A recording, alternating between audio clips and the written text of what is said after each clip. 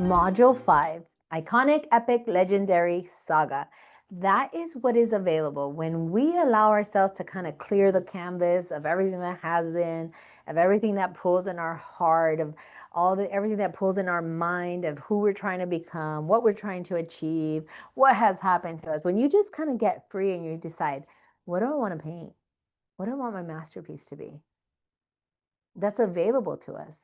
In the workshop, when I used to do this as a workshop, I would put on the whiteboard, like, who's iconic, who's epic, who's legendary. And I would say, this doesn't mean that the moral compass was amazing or that we could all agree or that they're not going to have some kind of skeleton, okay? I'm not saying that these people are perfect, but who's iconic, who's epic, who's legendary? And so I would start putting up the names that people would throw out. They'd say, oh, Mother Teresa, Kobe Bryant, Nikola Tesla, Harriet Tubman, Martin Luther King, Jesus, Muhammad. I would just start getting all these names of people that we consider like epic, legendary, and iconic, right? And I said, I would then point out, okay, is there anyone else that we want to put on there? And we would agree that it's endless. You could put so many names. However, one thing that we would stand out is that most of these people that we were putting up there, we all knew about them, right? Like most people know about Mother Teresa, right? Most people know about Martin Luther King. A lot of people know about Kobe Bryant, right?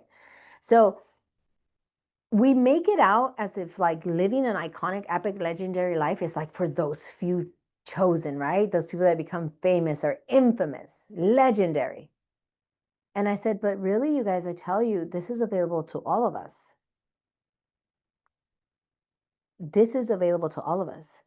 The only thing standing in your way from creating a life that is epic and legendary, and that doesn't mean that, oh, I'm changing the world. That your epic and legendary is that you have the cutest little nuclear family that is peaceful and successful. I mean, that is quite a legendary success in today's day and age with the climate of things, right? But it just means that you really listen to your heart and that you're able to let go of any fear and create that very thing that's in your heart to come here on this earth to birth, to contribute, whatever that is. And so the reason that we don't operate that way, not 85% of the people live in a lower consciousness scale. They're living in fear, in anger, resentment, pride, depression, shame, guilt. 85% out of every 100 individuals on this earth, 85, 8.5 out of 10 are living in anger, pride, sadness, shame, guilt. And even on the top 15%, the 10% after that, they're still being successful and they're doing it out of pride and, and achievement, and they're not really at peace and happy.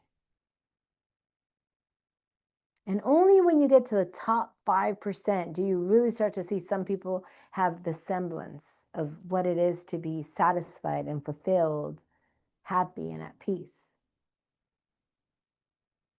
Why? If we go back to module 1, 2, and 3, that's why.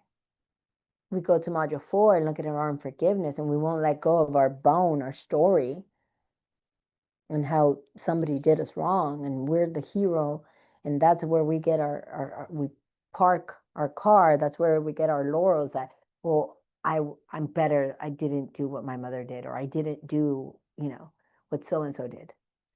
When you start to see what a limited, outdated way storyline that is, then it's only then that you can start to get a clear canvas and that you can paint and that you can create.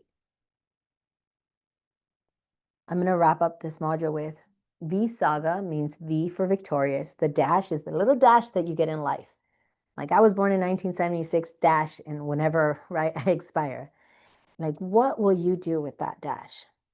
And then the saga, that's, if you look it up, it means lots of stories combined that end up making something transcendental, epic, iconic, and legendary. And that's available to all of us.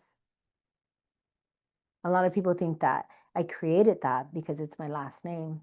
And there's a whole story behind that I decided not to listen to. I was negated and denied my father's name. It was through a long story 3-year fight with Homeland Security that I ended up having to take that name, and I had to end up pulling a DNA paternity test that existed to prove my citizenship. And so in changing my name, I was always told, oh, you need to start your coaching, your courses, your educational things that you do branded in your name. And that didn't even feel like my name because I got that name in my 40s. And what I did at that time, I was like, no matter how much stuff I went through, which I don't subscribe to the underdog story, but I've had my challenges. No matter what I've been through, I've decided to not allow stories to define me. I decided that I will take the pen to paper and I will write my story. And it's not going to be because of the choices that my father did or my mother did or didn't do. Because no matter what has happened, my life is my responsibility today. And so, with that, I invite you to take responsibility in creating your iconic, epic, victorious saga with a little dash. And so, I'm inviting you to reserve yourself into a discovery call. They're free. In that call, you will get such big clarity in one area of your life that you want clarity in, or some how to of what's obstructing you to create your victorious saga. And so we can do that in a discovery call. So make sure, whether it's that you have your workbook or simply go to our website, v-saga.com, and just register yourself. And until the next one, I wish you peace and happiness and that you create a life you love because it's available.